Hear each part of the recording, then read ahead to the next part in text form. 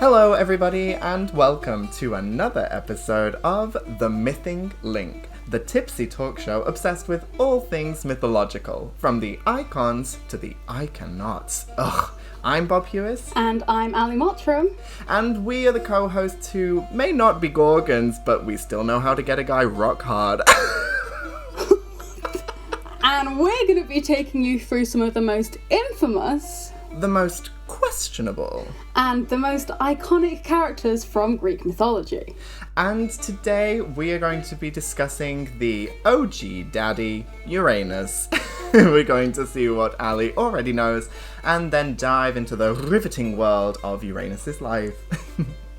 Fabulous. And before this, we're going to do our now well-respected tradition, after one episode, of a need a drink. So what are you drinking today? Today I have a very refreshing springtime drink. It is a vodka lemonade, but lime-flavoured vodka. Oh. So it's a nice lemon and lime, burst, fruity. Yeah, I'm really feeling it today. It's very good. Unfortunately, no ASMR today. It's pre-made. Oh no, I'm sure that everyone is going to be absolutely distraught. We just lost half of our subscription. So there's only one left now. What is your beverage of choice today, Miss Allie? I have a lovely fruity rosé filled again with lots of raspberries and strawberries. You So love healthy. getting your vitamin C boost. I really do. Looks lovely. Okie dokie. Shall we get into Uranus? Do I might just quit. I think that's by the end of this episode I'm going to be done. I can already predict it. Let's get into Uranus. Let's go for it.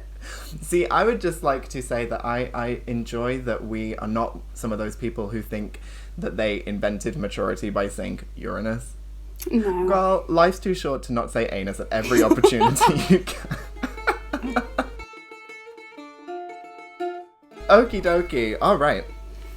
Now, I think, if I am not already too drunk, that right now we are going to be seeing what you, Miss Mottram, know about Uranus. I hope you know it well. I mean... I wouldn't say I'm a professor in it, but I'm hoping I'll do better than you did last week, seeing as I'm meant to be the one that knows what's going on. Yeah, you're the expert in this situation, so it's very important that you're well acquainted with Uranus. My grandma listens to this, okay? Like, this is bad. Oh my goodness. Okay, I'm looking at... Let me see. Do I have a... Okay, I'll get a timer up. Okay, I have a timer. Are you ready? I as ready as I'll ever be. All right, here you are. 3, 2, 1, go.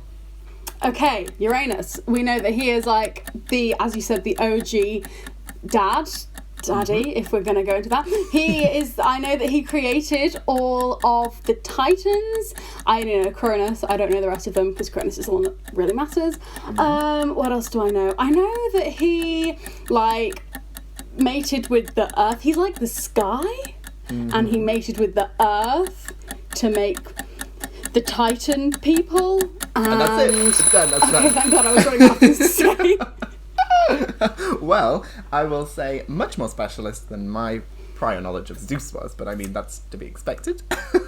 Mine was limited. Well, I'm very impressed with how much you know already. I mean, you knew more than I did prior to doing this lesson. So you are very well set up for this.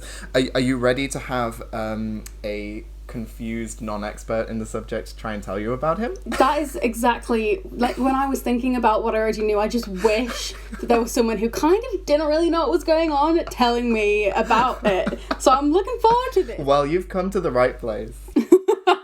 So let's get into it. We're going to be telling three of the main stories of Uranus. And I am giving each of mine a title just to add some panache because the content is lacking. So the style needs to make up for it. What you lack in knowledge, you make up for in pizzazz. We'll just say that. Hello! Precisely. So this first story is called Queen of Moist. I hate it already.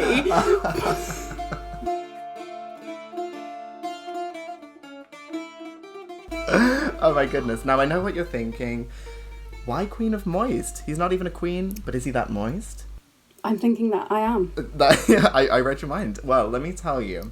So everything I'm going to tell you today comes from the source of Hesiod's Theogony. Okay. Because that's the main text that we have of what we know of Uranus's life, and also there are like conflicting texts, but I'm following Hesiod because I stan. So he's the one that I'm following. Thanks for the disclaimer. Yes, you're welcome. Yeah, I'm just covering my butt. I'm covering my anus just in case anyone comes from. You've been paid by Hesiod to just like advertise his work. Yeah. Oh yes, this episode is sponsored by Hesiod. So, as you rightly said, Uranus is the personification, the embodiment of the sky and or heaven. And depending on who you talk to, but we only talk to Hesiod, Uranus is also where the gods reside, because it's thought that Olympus and Uranus come from the same strand. Okay. It's only in more classical Greece that people started to think that Olympus referred to the actual mountain. I did not know that. Oh, we are teaching. We are teaching today. And Gaia, as you also rightly said, was the Earth, who Uranus mated with, but was also his mother. Oh. So she produced him. And once again, depending on who you're speaking to, some people think that Gaia just produced him on her own, and some people think that she mated with Ether, who was the embodiment of the celestial sky, which means that he was the embodiment of the air the gods breathe, as opposed to Uranus, who was the embodiment of the air that we mortals breathe. So Ether's kind of like even more iconic. You following so far? Okay, so we breathe Uranus. We sure do. That's what I've gathered from that. So, Gaia produces Uranus. We don't know the baby daddy, but that's her business. We're not here to judge. You're right. And then he mated with her and produced the Titans, as you said, including good old Kronos, who, if you listened to our previous episode, you'll know all about him and all of Indeed his you will. dietary habits. Yeah. And she also gave birth to the Cyclops and to the Hecatoncheires. You made that. You made that up. That's not a real word. I just want to say, for the record, in my outline, I've written the real Greek word for Hecatoncheires, and then the pronunciation tonk with a K, rees, double E. Okay, I'm gonna believe you, but that's only because I don't have a better source. Yeah, precisely. Call Hesiod. Get Hesiod on the phone. So, do you want to know what's interesting about the Hecatoncheires? Except that their name sounds fabulous. I really do. I'm interested. Now, you might not know it from the name, but they have 100 hands. So they created something with one eye, and then Yes. something else with like 100 hands. They really haven't got it down on the physiology. They had it all off. They just made up. They were like, oh no, that thing doesn't have enough body parts. Let's just make up for it in these ones. Poor Hecatoncheires. 100-handed beasts. I mean, very handy.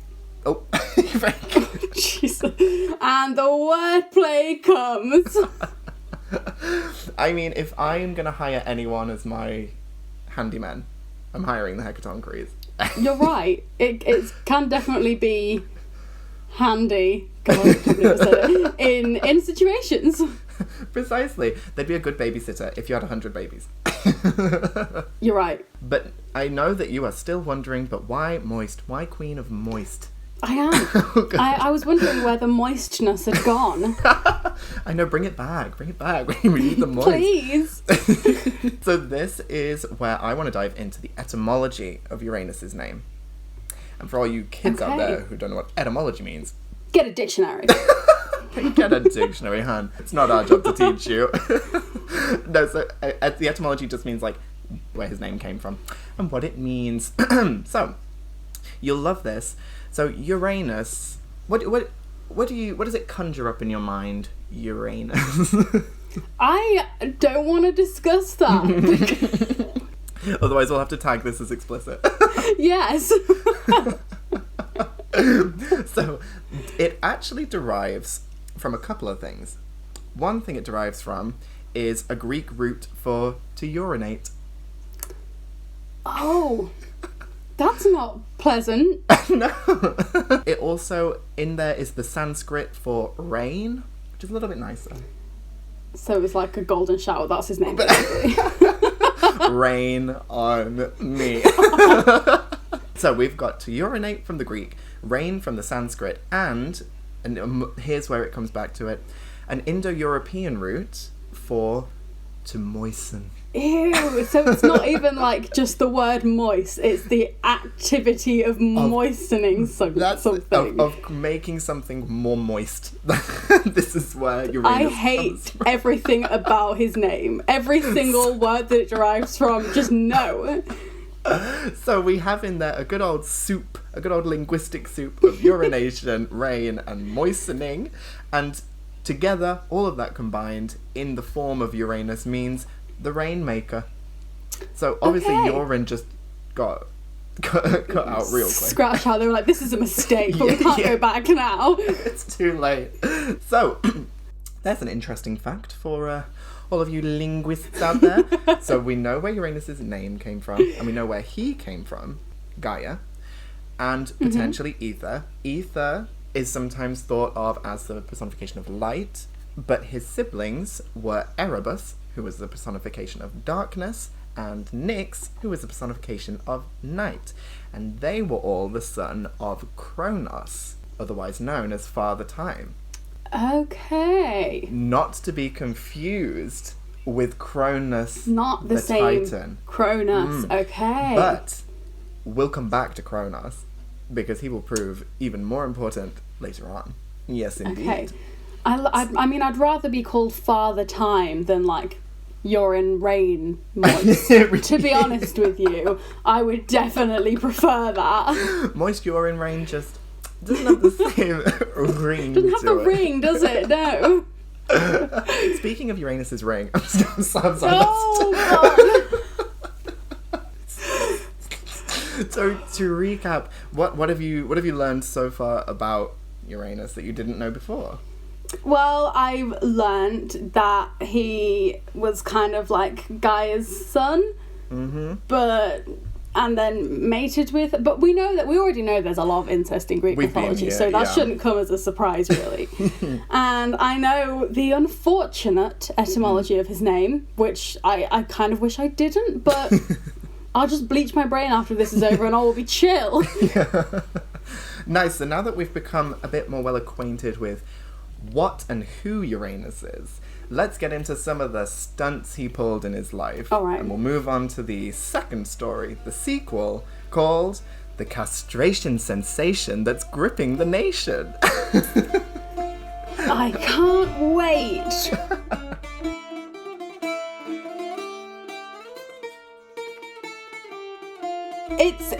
It's snappy. I like it. We've got the rhyming in there. I'm a fan. So, I think that you can at least guess what's going to happen, but it is dramatic, and I'm intrigued by this story so much. So, let's see if it tickles your fancy. I can't wait. I'm excited. I'm ready for this. So, as we have said, Gaia and Uranus have had many a child. They are prolific. And unfortunately, Uranus was not a very good father, and he hated his children. According to Hesiod. Now, Hesiod might just be stirring. Maybe he's got daddy issues himself. And he's just... So, Uranus hated his children and banished them and locked them in Tartarus, which I don't know whether we've encountered yet, but Tartarus is kind of like hell, but is just very deep inside the earth, which, as we know, is a woman. It's Gaia. Mm-hmm. So the children, the Titans, the Cyclops, and the Hecatoncheires are all having a party deep down in Gaia's belly. He's containing them in the womb, and she doesn't like it. She's not a fan. It's painful. I mean, I wouldn't. Having my grown children shoved back inside me probably would not be ideal. I'd say it's like number 8 on my top 10 hobbies. It's not high up. So they're all locked inside her, and she is uncomfortable, and so she, being the earth, takes some flint and shaves it into a scimitar. Once again, pronunciation came and helped me, thanks YouTube. Scimitar. And she asked all of her offspring to, like, get revenge on Uranus.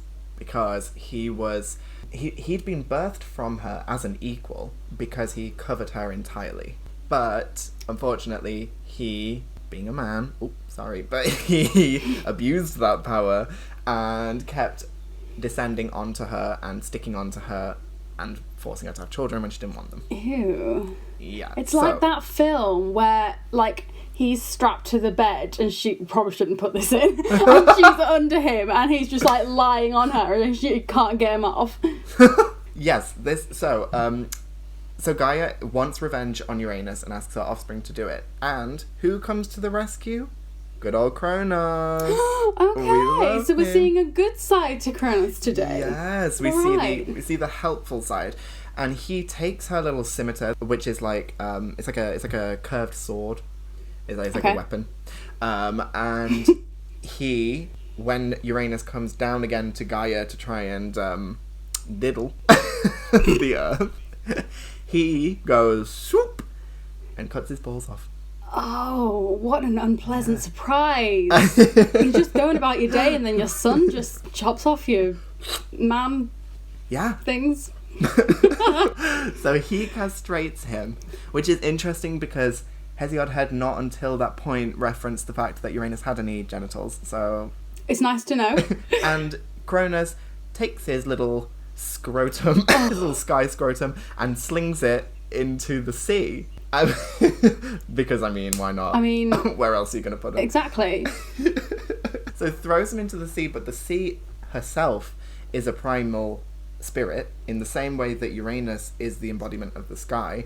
Thalassa is the embodiment of the ocean and the sea. Oh, right, okay. Mm-hmm. So Cronus maybe unknowingly throws someone's balls into her. She's probably distressed. Very distressed. Probably thinking, well... It's not what I expected when I woke up this morning.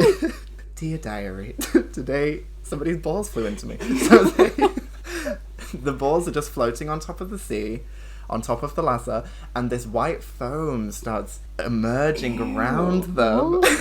This mysterious white foam, I know. And from it is birthed Aphrodite. She was birthed from ball foam. Oh my god! I feel so sorry for I know. her. I need to just, like, really quickly look up the Birth of Venus picture, because if I just see some testicles in the back there that I've never seen before, I'm going to be very confused. Let's see this. I mean, she is in the ocean.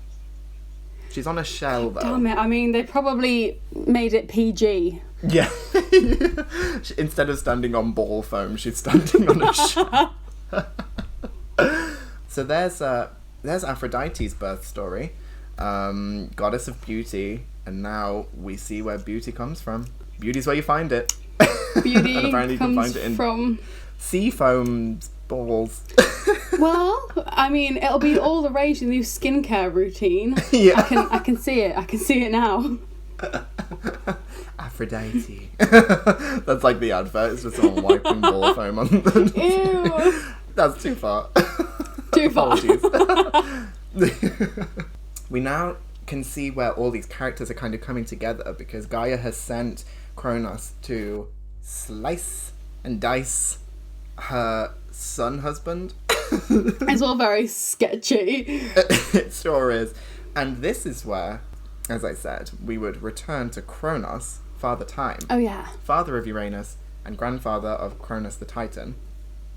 Because, see, what happens here is those two have very similar names. In fact, some might say they're identical. So they're very easily confused even today, but they were even confused in antiquity, back in classical Greece.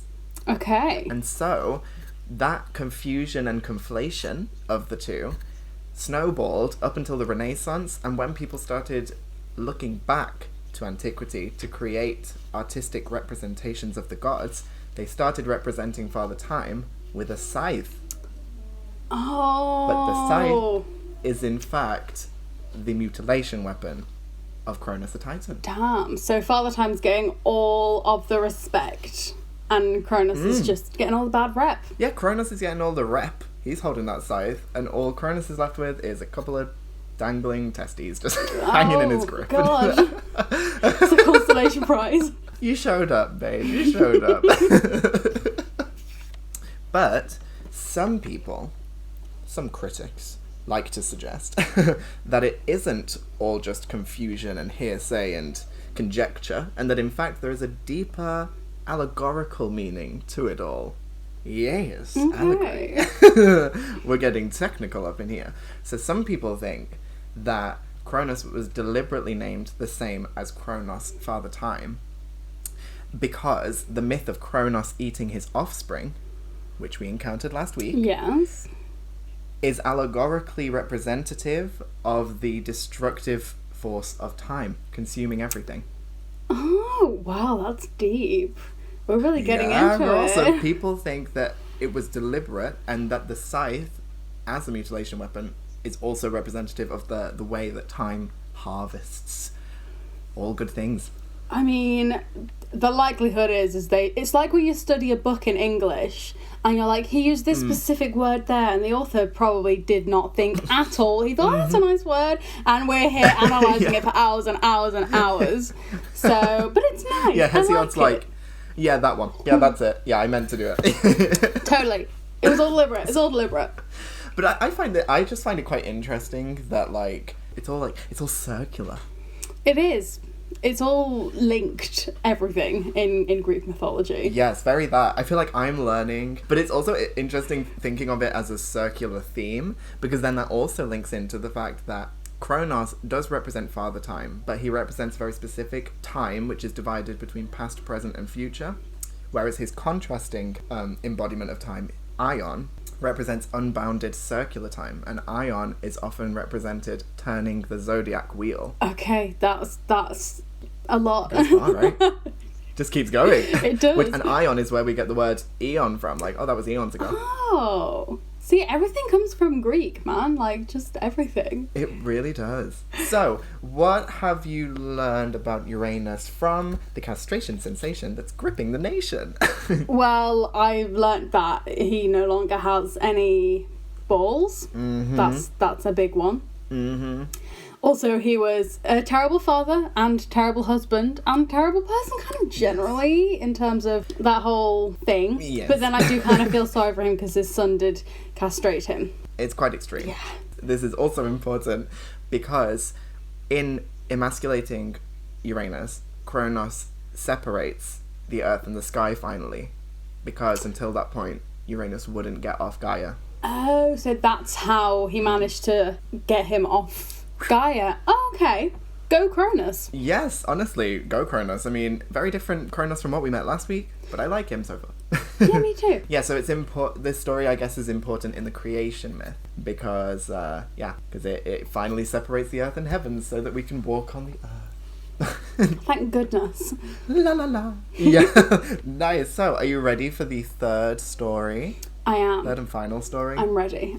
Now, I feel like in my narrative structure, the second story was in fact the climax, and this is kind of a sad epilogue. Oh, okay. And this third Get story... ready, get your tissues out. This is it. This is a solemn note for our third story, which is called Who Uranus? Uranus indeed.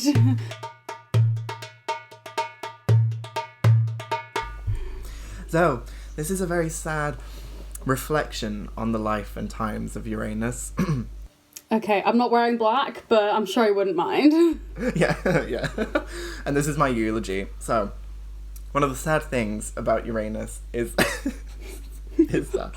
Sorry, one of the tragic things about Uranus is the fact that no cult dedicated to Uranus survived into classical Greek. That is sad, because most people No. had cults. Yeah, so no cult dedicated to him survived, and he wasn't even a common theme in Greek pottery. In fact, most of the depictions of him come from Roman Greco mosaic. Oh, so he ain't even remembered, basically. That's it. He basically wasn't remembered by the classical Greeks for anything good, but not even really remembered at all, which is, I think, tragic. And you'd think at least there would be a few paintings of his, castration, because the Greeks love that sort of stuff.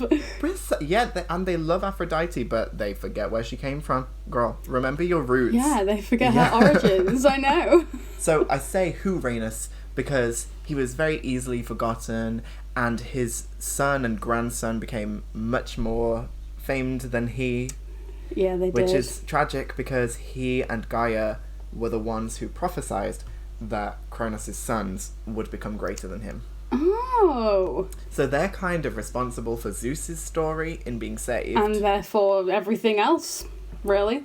That's it. So they are underrepresented, and I think it is a great injustice. And I'm here to support Uranus. But one interesting thing, as you may know, I don't know if you're aware, is that Uranus is a planet. I did not know that. I'm shocked. Really? And an interesting preface to Uranus being a planet is that Jupiter is the Romanization of Zeus, and Saturn is the Romanization of Cronus. Oh, okay. So, when the planet Uranus was discovered, it was thought by Johann Bode. Good name, we stand him. So Johann thought that it was a logical extension of that the next planet beyond Zeus and Kronos would be the grandfather, the next generation in this family of gods. That is cool. I think it is noteworthy, at least. It definitely is noteworthy. I mean, another thing about it is the fact that it's interesting to note that Zeus and Cronus were better remembered by the Greeks, but when it came to naming the planets, Uranus was the only of the three generations that kept his Greek form of the name. Yeah, you're right, actually. That is weird. So maybe they were the reparations. Maybe they were like, you know what? We've been hard on him, Yeah. We should make up for this. So, do you feel that you've fully become well acquainted with Uranus? Do you think you've really got a good look inside? I feel that I am more knowledgeable about Uranus, and I think, before I knew the basics, but now I really know everything that there is to know. Yeah, in a way that the Greeks didn't even care about him, so screw them. He was worth it. So, if the first quiz was called "So, what do you know?" even though we didn't say that at the time, I'm glad that and I don't even think we would. Then I guess this one is called "So, what do you know now?" You ready? Yes. All right, I'll count you down. 3, 2, 1, go. Okay, so Uranus was like the sky and the heavens, and he was, we think, created with Gaia and Ether, and then he then got together with his mother and created all of the Titans, the Cyclops, and the Hecatoncheires. I did read that. That was cheating. I apologise. His name is like gross urine, rain, and moistening stuff. And on that note... Really? Already? I know, look at this. Damn. You are just an expert You in Uranus. really educated me. I'm surprised. I won't lie to you. So, now that you are positively turgid with Uranus knowledge, are you ready to place him on the... Are we ready to say it together? Because last time was a mess. Okay, yeah, let's go. Okay. We're gonna place him on the... Iconometer. Why did you do it so slowly?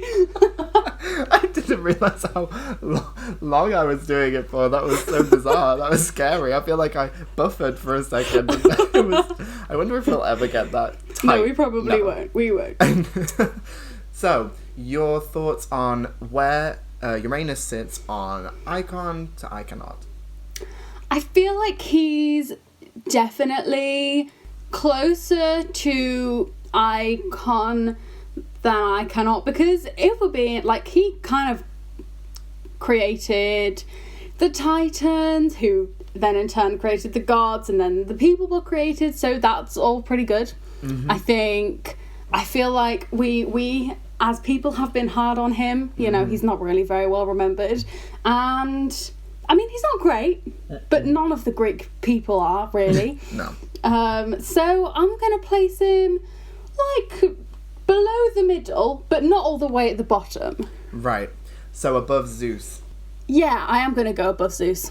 Nice. Well, I'm sure he would be very glad to hear that. I'm sure Uranus would be very glad to hear that he was more of an icon than his grandson.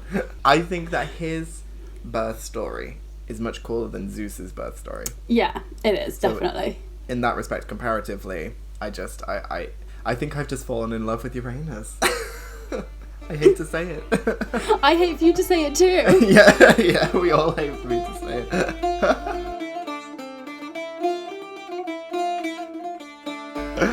Oh gosh. So I think that we've said anus about as much as we possibly can without being arrested. So I mean, who knows? There's a knocking at the door. We don't know. I'm blaming Hesiod. I'm blaming you. Oh yeah, that's very true. Well, we made it. We did. We've got through a second episode of the. We did. Link. I'm proud of myself, and I'm proud of you because judging on last week's performance, that was. I'm impressed. I am impressed. Well, applause to me, and also applause for Uranus. I feel he deserves at least a little bit of gratitude. Yeah, he does. We owe him so much. All right, and so we're done for this week. And if you love this podcast so much that you just feel the need to just have more of it, Yes. you can find our Instagram, which is the mything link. No capitals, no spaces, it's all chill.